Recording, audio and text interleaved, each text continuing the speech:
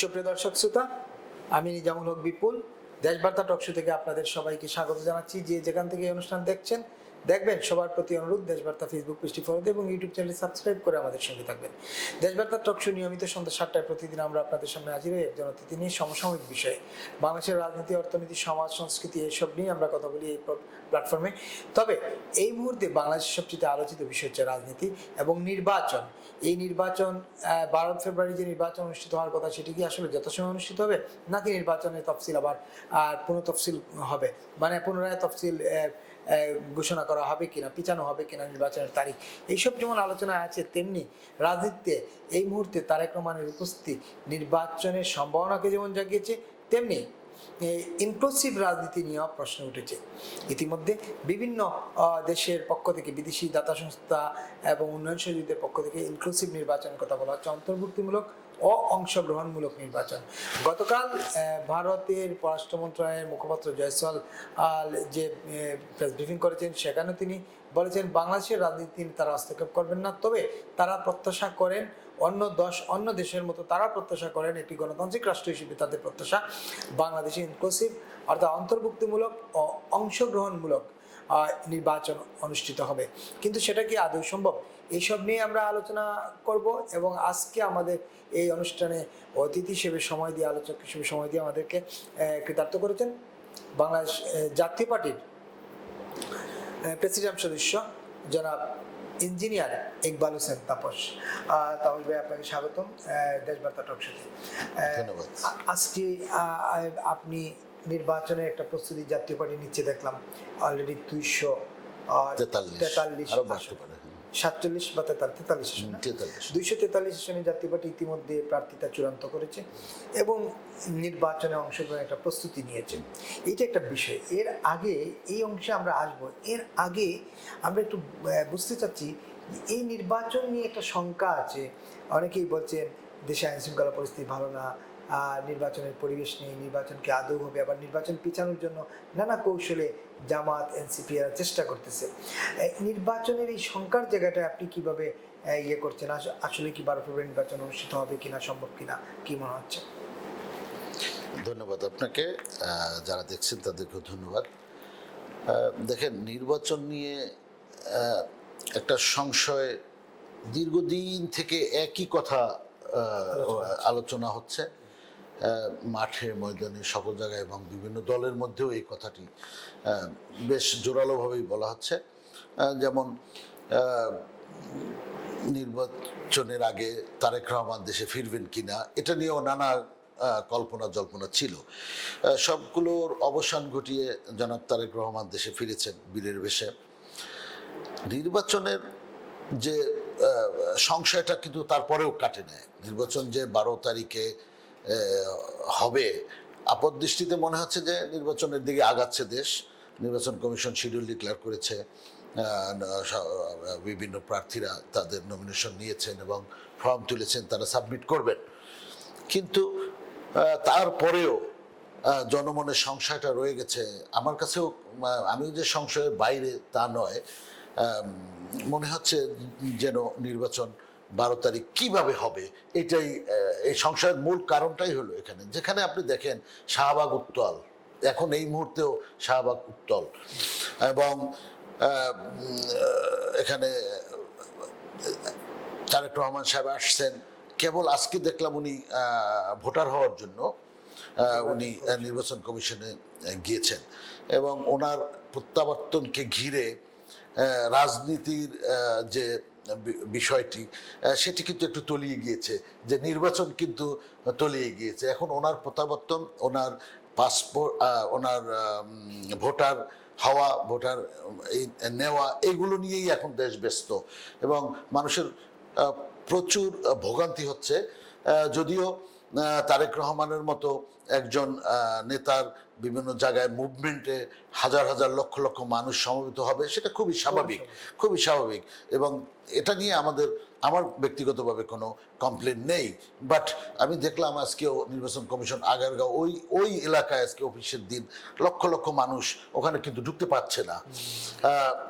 তারেক রহমানের ভোটার হওয়াটা তার বাড়িতে বসেও আমার মনে হয় হতে পারতো কিনা আমি জানি না, হতে পারতো, কারণ আমরা যখন বাড়িতে বসে ভোটার হয়েছি তো ওনার মতো একজন মানুষ বাড়িতে বসে ভোটার হতে পারতেন। তো যেহেতু উনি বাড়িতে বসে ভোটার হননি, উনি ওখানে উপস্থিত হয়েছেন, হাজার হাজার লক্ষ লক্ষ মানুষ ওখানে সমবেত হবেন এটা জেনেই হয়তোবা এই সিদ্ধান্তটা ওখানে নিয়েছেন। অন্যদিকে জননেত্রী খালেদা জিয়া মানে মৃত্যুর সাথে পাঞ্জা লড়ছেন, উনি এভার কেয়ারে আছেন। সেখানেও তারেক রহমান সাহেব গিয়েছেন তার মাকে দেখার জন্য, আর সেখানেও হাজার হাজার লক্ষ লক্ষ মানুষ সমবেত হয়েছে। তো সেটা নিয়েও একটা নানান রকমের গুঞ্জন আছে। তো সব কিছু মিলিয়ে, তাছাড়া ধরেন আইন শৃঙ্খলা পরিস্থিতি মোটেই ভালো না, একদম ভালো না আইন শৃঙ্খলা পরিস্থিতি যদি ভালো হতো তাহলে আমরা একটা চিন্তা করতে পারতাম যে নির্বাচন হবে। এখানে ওনাদের যে এই কমিশনের নির্বাচন করার সক্ষমতা থাকলেও দেশের আইন শৃঙ্খলা পরিস্থিতি, পুলিশ প্রশাসন তাদের কতটুকু সক্ষমতা আছে এটা নিয়েও অনেক বড় প্রশ্ন রয়ে গেছে। অন্যদিকে একটি মহল একেবারেই চাচ্ছে না যে নির্বাচন হোক, এবং তারা মাঠে ঘাটে নানান রকম, আপনি দেখেন ইনকিলাব মঞ্চ বলছেন যে এই হাদিকে যারা হত্যা করেছে তাদেরকে ধরে এনে বিচার না করা পর্যন্ত কোনো নির্বাচন এই দেশে হতে দিবে না, এবং সেটার সাথে অনেক ইসলামিক দলগুলো উস্কানি দিচ্ছে। তাহলে আমরা কিভাবে মনে করতে পারি যে 12 তারিখে আসলেই নির্বাচন হতে যাচ্ছে? এবং তারপরেও নিয়ম রক্ষার কারণে নির্বাচন তো হতেই হবে, 12 তারিখ হোক, 14 তারিখ হোক, বা ফেব্রুয়ারিতে হোক, নির্বাচন হতেই হবে। কিন্তু সেটা হবে কিভাবে সেটা জনগণের কাছে তো পরিষ্কার হতে হবে। ধরেন প্রার্থীরা মাঠে গেল, আজকে জাতীয় পার্টিকে বলছে যে নির্বাচন করতে দেওয়া হবে না, এটা কিন্তু কয়েকটি দল বলেছে। যেমন আপনার গণ অধিকার পরিষদ আমাদের অফিসে হামলা করেছিল, তারা এখনো বিএনপির সাথে মিশে গিয়েছে, এবং উনি বলেছেন জীবন থাকতেও জাতীয় পার্টিকে নির্বাচনে অংশগ্রহণ করতে দেওয়া হবে না। তার মানেটা দাঁড়ায় উনি যখন এখন বিএনপির সাথে মিশে গিয়েছেন, তাহলে কি বিএনপিও চায় জাতীয় পার্টি নির্বাচনে না আসুক? বিএনপিকেও ক্লিয়ার করতে হবে, পরিষ্কার করতে হবে, কারণ অলরেডি বিএনপির মধ্যেও জাতীয় পার্টিকে যারা নির্বাচনে আসতে দিতে চাচ্ছে না সেই দোসর ঢুকে গিয়েছে। তো সুতরাং দায়িত্ব বিএনপির কাঁধেও হয়তো পড়বে। তো সুতরাং আমরা তো এখন শঙ্কিত। মাঠে হাদি সাহেব একজন প্রার্থী ছিলেন এবং তাকে গুলি করে হত্যা করা হয়েছে। আবার ধরেন অনেক যারা নির্বাচন করতে চাচ্ছেন প্রার্থী, তারা মাঠে যাবে, তাদের তো জীবনের নিরাপত্তা কিভাবে দিবে? একজন বা দুইজন গানম্যান দিয়ে কি তাদের জীবনের নিরাপত্তা দিতে পারবে? যদি সেটাই হইতো তাহলে তারেক জিয়া সাহেবকে এত হাজার হাজার পুলিশ এবং সেনাবাহিনী দিয়ে তাকে এত রক্ষা করবে, তাকে রক্ষা করার চেষ্টা কেন করছে? তো সুতরাং আইন শৃঙ্খলা পরিস্থিতি সবার আগে ঠিক হতে হবে, তারপরে আমার মনে হয় মানুষের জীবনের নিরাপত্তা বলেন, নির্বাচন বলেন, এগুলো সংগঠিত হওয়া সম্ভব। আপনি আইন শৃঙ্খলা পরিস্থিতির কথা বলছেন এবং ইনকিলাব মঞ্চের কথা বলছেন, তাহলে কি এখানে ষড়যন্ত্র দেখছেন যে নির্বাচন পিছিয়ে দেওয়ার একটা গভীর চক্রান্ত? আচ্ছা, আমি কেন বলবো না যে এটা ষড়যন্ত্র? আমি হাদি সাহেবের প্রতি শ্রদ্ধা রেখেই বলতে চাই, একজন মানুষ, সে তো একজন প্রার্থী, হ্যাঁ, তাকে খুন করা হয়েছে এবং সে কোনো রাজনৈতিক দলও না। একটা ইনকিলাব মঞ্চ কিন্তু এখনো রাজনৈতিক দলও না, তো সেটা একটা বড় প্ল্যাটফর্ম। এখন তাকে হত্যা করা হয়েছে, সেই জন্য কি নির্বাচন বন্ধ থাকবে? এটা কেমন ধরনের কথা? তা বিচারের প্রক্রিয়া, বিচারের যে একটা নিয়ম আছে সেই নিয়ম অনুযায়ী চলবে। এই কন্ডিশন দেওয়ার অর্থটা কি? যে তাকে অ্যারেস্ট করতে হবে এবং বিচার করতে হবে, তারপরে নির্বাচন। তার মানে এখানে কোনো কিছু একটা ষড়যন্ত্রের গন্ধ তো পাওয়াই যায়। আপনি ষড়যন্ত্রের বিষয়গুলো বললেন, এখানে শুধু ইনকিলাব মঞ্চ কেন, আপনি ইসলামী কয়েকটি দলের কথা বলছেন, কেউ কেউ বলছেন জামাত ইসলামী এখন ইনকিলাব মঞ্চের ব্যানারে বেসিক্যালি জামাত ইসলামী শাহবাগে বসেছে। তারা মূলত নির্বাচনটাকে, এতদিন তারা যে ক্ষমতার কেন্দ্রে ছিল, তারা মনে করছে যে তারা আসলে ক্ষমতার কেন্দ্র থেকে ছিটকে যাচ্ছে বা নির্বাচন হলে তাদেরকে আসলে পাওয়া যাবে না, এই জন্য তারা নির্বাচনটাকে ডিলে করতে চায়, ক্ষমতার কেন্দ্রেই থাকতে চায়। আবার আমরা সুশীল সমাজের যে প্রতিনিধিদের দেখতেছি, দেবপ্রিয় ভট্টাচার্য বা আরো যারা আছেন, তারাও নানা কথা বলছেন যে নির্বাচনের পরিবেশ নাই, নির্বাচন ইনক্লুসিভ করতে হবে, তাদের জ্ঞাতেও অজ্ঞাতেও ইনক্লুসিভের কথা বলছেন, কিন্তু পরিবেশ নাই এটাও তারা বলছেন। দেখেন, নির্বাচনের যে পরিবেশ নাই সেটা তো একেবারে সবার কাছে দৃশ্যমান। একেবারে। এবং তার সাথে যে একটা অংশ, যে অংশ কোনোদিন জনগণের সমর্থন পাবে না, যারা ক্ষমতায় যেতে পারবে না, তারা বর্তমানে যারা ক্ষমতায় আছে তাদের আশেপাশে তাদের অলরেডি এন্ট্রি হয়ে গেছে। তো সুতরাং তারা কেন চাবে নির্বাচন হোক? তারা তো এই দেশকে ভালোবাসে না। আপনার এখন মাঠে দৃশ্যত বিএনপি মেজর প্লেয়ার, জামাত মনে করছেন যে ওনারাও একটা বড় প্লেয়ার, আর পাশাপাশি ইনকিলাব মঞ্চ বলেন, এনসিপি, তারপরে আপনার আর যারা আছে, তারা সবাই মিলে একটা অংশ। তারা আসলে আদৌ নির্বাচন চাচ্ছে বলে আমার কাছে খুব বেশি মনে হচ্ছে না। জামাত এমন একটা ক্যারেক্টার, তারা সব সময় জনগণের পালসের বিরুদ্ধে থাকা একটি দল।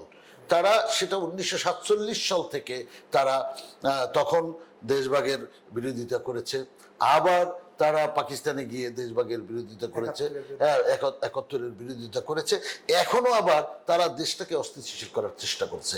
এখানে আমি একটা কথা বলি, আমি মাঝখানে চিন্তা করেছিলাম যে জামাত মনে হয় অনেকটা এগিয়ে গিয়েছে, কিন্তু তাদের যে ইদানিংকালের যে কার্যকলাপ, যেমন শিবিরের যে কার্যকলাপগুলো আমরা দেখতে পাচ্ছি, সেটা একেবারেই ছাত্রলীগের কপি।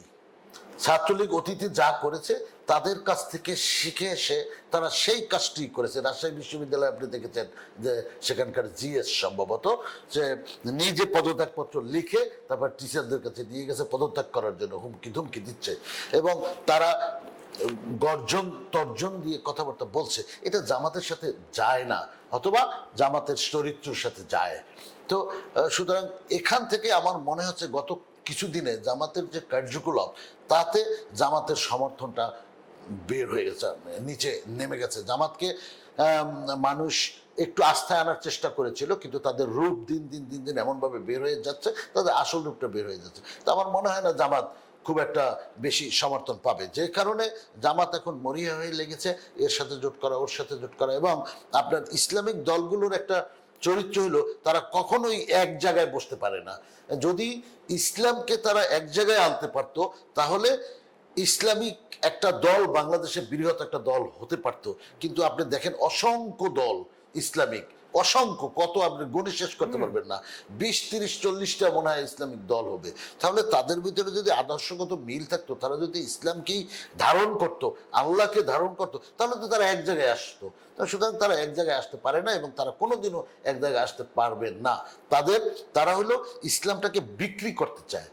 সুতরাং ধর্মকে যারা বিক্রি করবে, তারা যদি সেখানে ধর্মকে বিক্রি করার পক্ষের লোক অনেক থাকে, অনেকগুলো দল থাকে, তাহলে যে যার মতো করে ধর্মকে বিক্রি করার চেষ্টা করতেছে, যে কারণে তারা একত্রিত হতে পারে না। এখন আপনি আছেন যে নির্বাচন তাহলে ইনক্লুসিভ হবে কি হবে না, এই প্রশ্নটাই আমি আসতেছিলাম। জি, ইনক্লুসিভ নির্বাচনের প্রসঙ্গটা আসছে দেশের বাইরে থেকে, বিভিন্ন দাতা সংস্থা, উন্নয়ন সহযোগী যারা আছেন।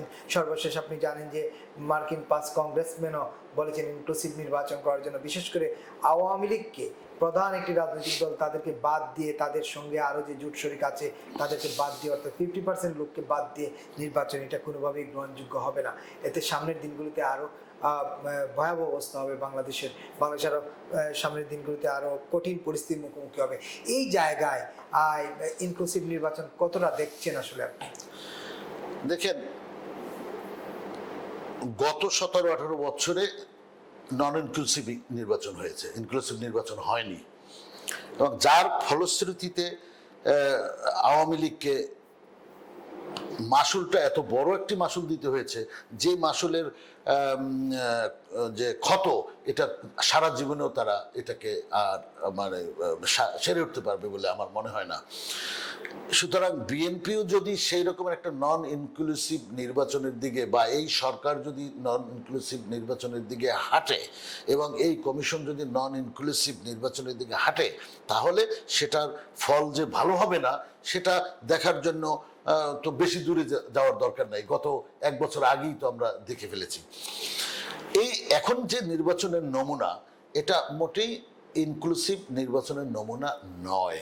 কারণ আপনার একটি দল আওয়ামী লীগ, আমি আওয়ামী লীগের পক্ষ করছি না, আমাকে অনেকে এই শো দেখার পরে ফ্যাসিস্ট বলতে পারে, কিন্তু যেটি সত্যি সেই কথাটি যদি বলতে যান আপনি, নিশ্চয়ই সেটি শতভাগ মানুষের পক্ষে যাবে না। যখন শতভাগ পক্ষে যাবে না, 1 ভাগ বা 2 ভাগ মানুষও বিপক্ষে যায়, তখন তারা সমালোচনা করবে। কিন্তু বাস্তবতা হলো আওয়ামী লীগকে নিষিদ্ধ করা হয়েছে, আপাতত কার্যক্রম নিষিদ্ধ করা হয়েছে। তার মানেটাই হলো এটা উদ্দেশ্যমূলক, তারা যেন নির্বাচনে অংশগ্রহণ করতে না পারে। এখন আওয়ামী লীগ অনেক অন্যায় করেছে, অনেক অত্যাচার করেছে, সেটার বিচার হোক, সেটার আইনি প্রক্রিয়ায় বিচার হোক। আমার মনে হয় তাদেরকে নির্বাচনে যারা যারা আওয়ামী লীগের মধ্যে দলটাকে তো আপনার একটা সন্ত্রাসী দল বলা ঠিক হবে না, কারণ সেখানে কিছু সন্ত্রাসী মানুষ থাকতে পারে, কিছু বাজে মতলবের মানুষ থাকতে পারে, দুষ্ট লোক থাকতে পারে, তাদেরকে আপনি বাদ দিয়ে দেন, তাদেরকে আপনি নির্বাচনে অংশগ্রহণ করতে দিবেন না। কিন্তু পুরো দলটাকে আপনি নির্বাচনে অংশগ্রহণ করতে দিবেন না, এবং পাশাপাশি সেই দলের সাথে জোটবদ্ধ হয়ে যারা নির্বাচন করেছে তাদেরকে আপনি নির্বাচন করতে দিবেন না, এটা কেমন কথা? তাহলে তো আপনি চরমনাইয়ের যে হাত পাকা, ওনারা তো আওয়ামী লীগের সাথে নির্বাচন করেছে, তাহলে ওনাদেরকে কেন আওয়ামী লীগে আপনি নির্বাচনে অংশগ্রহণ করতে দিচ্ছেন? জামাতও তো জাতীয় পার্টির সাথে জোট করেছিল, জামাত কেন নির্বাচন করছে? বিএনপিও তো আওয়ামী লীগের আমলে নির্বাচনে অংশ নিয়েছিল এবং একটি সংসদে তারা ছিল। তো সুতরাং তারা কেউ বাদ যাচ্ছে না।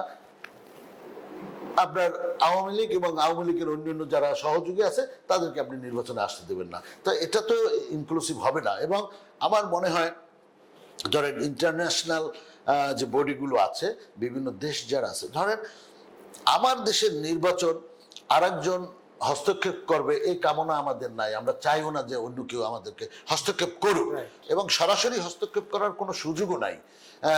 তবে পিছন দরজা দিয়ে আপনার নির্বাচনকে নানান রকমের প্রশ্নবিদ্ধ করার হয়তো অপশন থাকতে পারে। তো সেখানে বাইরের ইন্টারন্যাশনাল বডি কি বললো না বললো, তার চেয়ে বড় কথা হলো বাংলাদেশের জনগণ কি বলে। বাংলাদেশের জনগণ কি একটি ইনক্লুসিভ নির্বাচন দেখছে নাকি দেখছে না? আপনি দেখেন, বাংলাদেশের জনগণের মধ্যে আওয়ামী লীগ আছে, বিএনপি আছে, জামায়াত আছে, জাতীয় পার্টি আছে, আরো অসংখ্য দল আছে। তো সেখানে আওয়ামী লীগের যে সমর্থক আছে, তারা কি ইনক্লুসিভ নির্বাচন দেখবে? তারা যদি নির্বাচনে অংশগ্রহণ না করতে পারে, এখানে 40% 30% মানুষ আছে, আবার জাতীয় পার্টি আছে, সবকিছু মানে অর্ধেক জনগোষ্ঠীকে বাদ দিয়ে আপনি যে নির্বাচন করবেন, সেটা ইনক্লুসিভ নির্বাচন নয়। তারপরেও আমরা চাই যে একটি নির্বাচন হোক। এই দেশে নির্বাচন না হওয়া পর্যন্ত আপনার যে এই যে অরাজকতা, একটি সরকার না আসা পর্যন্ত এগুলো বন্ধ হবে না। আমরা চাই একটি নির্বাচন হোক, ইনক্লুসিভ নির্বাচন হোক, এবং তারপরে যে নির্বাচন এখন করতে যাচ্ছে, ধরেন নন ইনক্লুসিভই বলি, আপনার ইনক্লুসিভ মানে কি সবাইকে নিয়েই তো করতে হবে। ধরেন আপনি আওয়ামী লীগকে বাদ দিলেন, অনেককে বাদ দিলেন, আপনি তারপরেও তো আমি দেখতেছি যে নির্বাচনের সম্ভাবনা অনেক কম। কারণ জামাত এবং বিএনপি তো রাস্তায় মারামারি করবে, রক্তারক্তি হবে, বিভিন্ন এলাকায় রক্তারক্তি হবে। এবং আমরা শঙ্কিত জাতীয় পার্টি যে আমরা নির্বাচনে যেতে চাচ্ছি। জাতীয় পার্টি সবসময় নির্বাচনমুখী, এবং আমি মনে করি নির্বাচনে না যাওয়াটা যেমন একটা প্রতিবাদ, নির্বাচনে যাওয়াটাও একটা প্রতিবাদ, এটাও একটা রাজনীতি। তো সুতরাং আমরা চাচ্ছি নির্বাচনে যেতে, কিন্তু আমরা শঙ্কিত। অলরেডি আমাদের অনেক নেতা জেলে আছে, তারা জেলখানা থেকে নির্বাচন করতে চাচ্ছে, এবং আমরা যারা নির্বাচনমুখী মাঠে যারা যাব, তারা ভয়ে আছি, শঙ্কিত আছি যে আমরা নির্বাচনে মাঠে থাকতে পারবো কিনা, আমাদেরকে তাড়িয়ে দেওয়া হবে কিনা, আমাদেরকে আক্রমণ করবে কিনা, আমাদেরকে মানে ইনজুর করবে কিনা, অপমান করবে কিনা, হত্যা করবে কিনা, এটা নিয়ে আমরা সংশয়ের ভিতরে আছি। কারণ অনেক ভয়ঙ্কর প্রার্থী কিন্তু মাঠে আছে, যারা ক্যান্টনমেন্ট ঘুরিয়ে দিতে চেয়েছে, হ্যাঁ, যারা সেনাপ্রধানকে হুমকি ধুমকি দিয়েছে, যারা 16ই ডিসেম্বরকে মানতে চায় না। তো এই ধরনের ভয়ঙ্কর প্রার্থী যদি মাঠে থাকে, হ্যাঁ, তাহলে আপনার একটি সুষ্ঠু নিরপেক্ষ নির্বাচন হওয়াটা তো খুব দুশ্চিন্তার ব্যাপার। তার মানে আপনি আপাতত ইনক্লুসিভ নির্বাচন দেখছেন না, একতরফাই দেখছেন? আমি তো না, হ্যাঁ, আমি তো না। নির্বাচনের যে ফরম্যাট এখন যেখানে যাচ্ছে সেটা তো ইনক্লুসিভ নির্বাচন না। এখানে তো একটি অংশ অলরেডি সরকার বাদ দিয়ে নির্বাচন করতেছে, তো সুতরাং এটা তো ইনক্লুসিভ নির্বাচন বলা যাবে না। একেবারেই। আসি একটু জাতীয় পার্টির প্রসঙ্গে। জাতীয় পার্টিকে শুরু থেকেই বলা হচ্ছে বিগত সরকারের দূষর, ফ্যাসিস্টের দূষর, আওয়ামী লীগের দূষর, নানা কথা। ইতিমধ্যে জাতীয় পার্টির অফিস চারবার আক্রান্ত হয়েছিল, আগুন দিয়ে পুড়িয়ে দেওয়া হয়েছিল, আপনি বলছিলেন এই কথা। জাতীয় পার্টি নির্বাচনে অংশ নিতে চায় এবং ইতিমধ্যে তারা 243 আসনে প্রার্থিতা ঘোষণা করেছে। সেই জাতীয় পার্টিকে নির্বাচনে অংশগ্রহণের সুযোগ কি আসলে দেওয়া হচ্ছে, নাকি জাতীয় পার্টি প্রস্তুতি নিচ্ছে মনে মনে যে দেখি কি হয়, তারপরে যদি সুযোগ দেয় আমরা নির্বাচন করবো, এমন কিনা?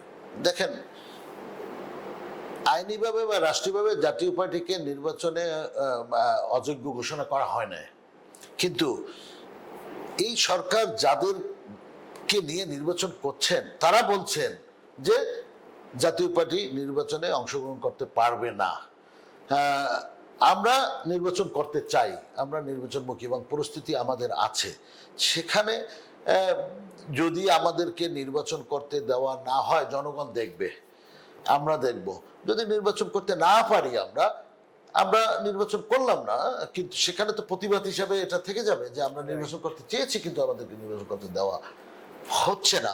এখন যদিও এটি একটি নন ইনক্লুসিভ নির্বাচন হচ্ছে, তারপরেও আমরা নির্বাচনে অংশগ্রহণ করতে ইচ্ছুক, এই কারণে যে নির্বাচনে অংশগ্রহণ, আমি একটু আগেও বলেছি, নির্বাচনে অংশগ্রহণ করাটাও একটা প্রতিবাদ, এটাও একটা রাজনীতি। সুতরাং আমরা দেখব নির্বাচনে জাতীয় পার্টির প্রার্থীরা মাঠে থাকতে পারে কি পারে না, বাট আমরা শঙ্কিত। যদি শেষ পর্যন্ত পরিস্থিতি এমন হয়, তাহলে কি আপনার নির্বাচন থেকে সরে দাঁড়াবেন? পরিস্থিতি যদি নির্বাচনে টিকতে না পারা যায়, সরে আসা ছাড়া তো আর কোনো বিকল্প থাকবে না, হয়তো তখন পরিস্থিতি অনুযায়ী হয়তো সিদ্ধান্ত নিতে হবে। একেবারে অন্য একটা প্রসঙ্গে আলোচনা করতে চাই। আপনি নিশ্চয়ই জানেন যে বাংলাদেশে এক ধরনের অস্থিরতা হচ্ছে, যে গত 20 ডিসেম্বর আপনি জানেন যে দীপুচন্দ্র দাসকে হত্যা করা হয়েছিল, এমনভাবে হত্যা করেছিল এটা বর্বরচিত। তারপর গত পরশুদিন আবার পাংশায় আরেকজনকে চাঁদাবাজির অভিযোগ তুলে পিটিয়ে হত্যা করেছে, তিনিও সংখ্যালঘু সম্প্রদায়ের লোক। এর মধ্যেই ভারত গতকালকে একটা স্টেটমেন্ট দিয়েছে, 2900 ঘটনা ঘটেছে, যেগুলো সরকারকে জানানোর পরও পদক্ষেপ সরকার কেন এইসব ব্যাপারে পদক্ষেপ নিচ্ছে না বা আমলে নিচ্ছে না এইসব ঘটনা সংখ্যালঘু সম্প্রদায়ের উপর? শুধু হিন্দু না, হিন্দু, বৌদ্ধ, খ্রিস্টান সকল সম্প্রদায় বা দরিদ্র জনগোষ্ঠী, তাদের উপরও তো প্রতিপক্ষ প্রতিশোধ নেওয়া হচ্ছে। সরকার কেন এখানে আন্তরিকতার ঘাটতি দেখেন কিনা সরকারের এইসব ব্যাপারে পদক্ষেপ নিতে? দেখেন, আমার কাছে মনে হচ্ছে সরকার যে এটা একজন সংখ্যালঘুকে পিটিয়ে মেরেছে, সেটার জন্য সরকার নিশ্চুপ আছে, কিছু বলছে না, বা ভারত কি বলছে বা না বলছে, তার থেকেও একটা জিনিস আমার কাছে মনে হয়, এই সরকার, আপনি ধরেন একজন মানুষকে নির্দয়ভাবে পিটিয়ে আগুন দিয়ে হত্যা করা, পিটিয়ে তো মেরে ফেলেছে, তারপর নৃশংসতার চরম দেখেন, তাকে আবার গাছের ঝুলিয়ে আগুন দিয়েছে। এটা একটা নিঃসন্দেহে বর্বর কাজ। পাশাপাশি আমি যদি বলি, একটি মানুষ বা কেউ বা কোনো দল যদি বলে যে 16ই ডিসেম্বর মানি না, দেশের স্বাধীনতা মানি না, সেটাও তো একটা অনেক অনেক বড় একটা অপরাধ, অর্থাৎ রাষ্ট্রদ্রোহের সর্বোচ্চ অপরাধ আমি মনে করি, যিনি এই দেশের 16ই ডিসেম্বর মানেন না। তাহলে সরকার কি তাকে গ্রেফতার করেছে? করে নাই। সুতরাং এটার সাথে যদি ওইটা রিলেট করেন যে ওইটা একটা মানুষের জীবন, কিন্তু এটা একটি দেশের জীবন, যে জীবনকে অস্বীকার করছে, একটা মানুষকে পিটিয়ে মেরেছে, তাহলে যে সরকার তার দেশকে রক্ষা করতে পারে না, দেশের স্বাধীনতা সার্বভৌমত্ব রক্ষা করতে পারে না, আর মুখে বলে যে তারা স্বাধীনতা সার্বভৌমত্ব রক্ষা করবে, যেখানে একটি মানুষ, একটি লোক, একটি দল বলতেছে আমরা স্বাধীনতা মারি না, তাকে অ্যারেস্ট করলো না, তাহলে দীপুচন্দ্র হত্যাকে অ্যারেস্ট করবে এটা আমরা আশা করতে পারি না। কারণ কারণ এই সরকার এক চোখা। এখন আসেন, একটি মানুষকে ইসলামের দোহাই দিয়ে একটি মানুষকে যদি এই রকমের পিটিয়ে হত্যা করে, একটি মানুষকে যদি গাছে ঝুলিয়ে আগুন দেয়, এই নৃশংসতা, এই ইসলাম আমি আশা করি না, এই ইসলাম আমাদের কাম্য না, এবং ইসলাম এই কথা কখনো বলতে পারে না। এটার জন্য আমি জানি না, হয়তো দুই একজন অ্যারেস্ট হয়েছে কিনা, অ্যারেস্ট হয়েছে, কিন্তু এটা দৃশ্যমান শাস্তি হওয়া উচিত। এবং এই ধরনের ঘটনা কিন্তু আজকে একটা যে তা না। আমি ধরেন 2300 ঘটনা ঘটেছে, ভারত তো একটু ফুবি ফেলিয়ে বলে রাষ্ট্রীয়ভাবে হয়তো, কিন্তু আমি সেটির দিকে যাচ্ছি না। একটি হোক, দুইটি হোক, বা 23টি হোক, কিন্তু অপরাধী একটি অপরাধী যথেষ্ট সেই অপরাধীকে বিচার করার জন্য। কারণ আপনাকে 23 জন মানুষকে হত্যা করার অপরাধের যে বিচার, একজন মানুষকে হত্যা করার বিচার একই বিচার, তার ফাঁসি হওয়া উচিত। সুতরাং এই শুধু এখানে যারা পিটিয়েছে তাদের না, এখানে যারা উস্কানিদাতা তাদেরকে খুঁজে বের করা উচিত। আপনি তাদেরকে খুঁজে বের করেন। আপনি দেখেন পত্রিকার অফিসে প্রথম আলোর মতো পত্রিকা, ডেইলি স্টার মতো পত্রিকা, তারপরে নুরাম সাহেব, কি বলে আপনার ছায়ানট, হ্যাঁ, তারপরে আপনার সাংবাদিককে, আপনার নুরুল কবির সাহেবকে অপদস্থ করা, এটা কিসের নমুনা, কিসের নমুনা? এবং তা আপনারা পত্রিকায় দেখেছেন, টিভিতে আমরা দেখেছি যে বেশধারী লোকজন ওখানে, তাদের কি বিচার হয়েছে? তাদেরকে তো জনসম্মুখে এনে দৃষ্টান্তমূলক তাদেরকে বিচার করা উচিত। এই যে মবের পিছনে যারা উস্কানি দিচ্ছে, এবং এই মব সৃষ্টিকারী এবং মবের পিছনে যারা উস্কানি দিচ্ছে, তারাই একটি পক্ষ, তারাই চায় না এই দেশে নির্বাচন হোক। নির্বাচন খুবই পরিষ্কার। অসংখ্য ধন্যবাদ ইকবাল হোসেন তাপস ভাই, আপনাকে অসংখ্য ধন্যবাদ। যারা দেখছিলেন, এরকম দেখবেন, সবার প্রতি অনুরোধ, দেশবার্তা টক শো ফেসবুক পেজটি ফলো দিয়ে এবং ইউটিউব চ্যানেল সাবস্ক্রাইব করে আমাদের সঙ্গে থাকবেন। আমরা প্রতিদিন আসছি সন্ধ্যা 7টায় আপনাদের সামনে। অনুষ্ঠান ভালো লাগলে আপনাদের মতামত দিবেন এবং আপনাদের পরামর্শ দিবেন, আমরা সেগুলো কাজে লাগাবো। সেই পর্যন্ত সবাই ভালো থাকবেন। সবাইকে শুভ সন্ধ্যা জানিয়ে অনুষ্ঠানের কাজে শেষ করছি। ভালো থাকবেন, নিরাপদ থাকবেন, সাবধান থাকবেন। শুভ সন্ধ্যা। আপনাকে অসংখ্য ধন্যবাদ। ধন্যবাদ আপনাকেও।